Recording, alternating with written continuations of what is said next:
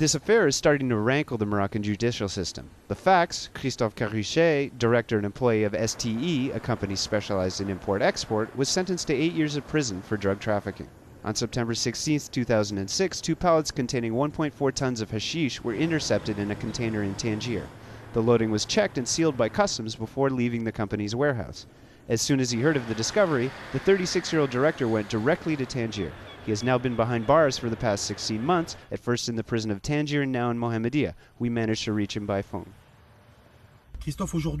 Christophe, today you are considered a drug dealer of being the head of an international network. What are you being blamed for?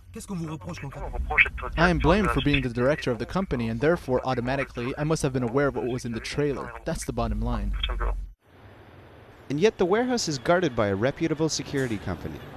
The court considered that the drug was loaded here in front of the customs office, even though the seals were intact when the drug was discovered. Strangely, the transportation truck's running recorder disappeared, the driver was not interrogated, and even more bizarre, neither the receiver, the company Chatel in France, nor the shipper, the company Atma in Morocco, were questioned by the police. 1.4 tons of hashish equals nearly 10 million euros. At that price, the defense lawyer, Mr. Zien, believes a guilty party is necessary.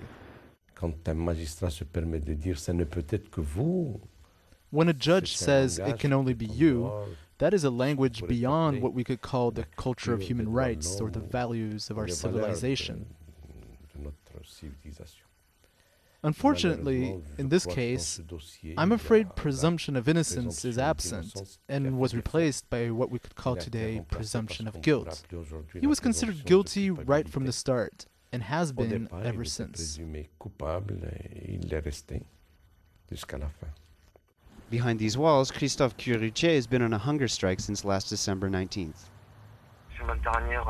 It's my last solution, we'll say my last stand perhaps. That's all I've got to fight.